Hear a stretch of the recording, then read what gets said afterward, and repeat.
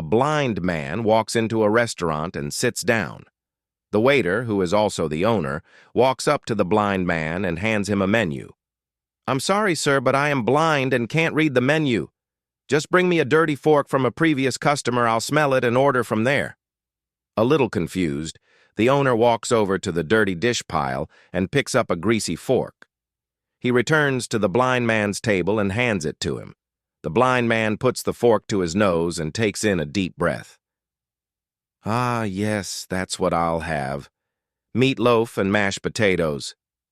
Unbelievable, the owner thinks as he walks towards the kitchen. The cook happens to be the owner's wife. He tells her what had just happened. The blind man eats his meal and leaves. Several days later, the blind man returns, and the owner mistakenly brings him a menu again. "Sir, remember me? I'm the blind man. I'm sorry. I didn't recognize you. I'll go get you a dirty fork." The owner retrieves a dirty fork and brings it to the blind man. After another deep breath, the blind man says, "That smells great. I'll take the macaroni and cheese with broccoli."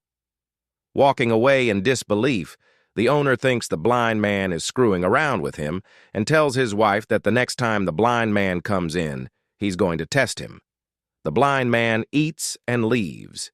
He returns the following week, but this time the owner sees him coming and runs to the kitchen. He tells his wife, "Mary, rub this fork on your panties before I take it to the blind man." Mary complies and hands her husband the fork. As the blind man walks in and sits down, the owner is ready and waiting.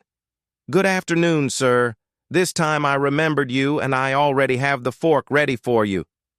The blind man puts the fork to his nose, takes a deep whiff, and says, "Hey, I didn't know that Mary worked here."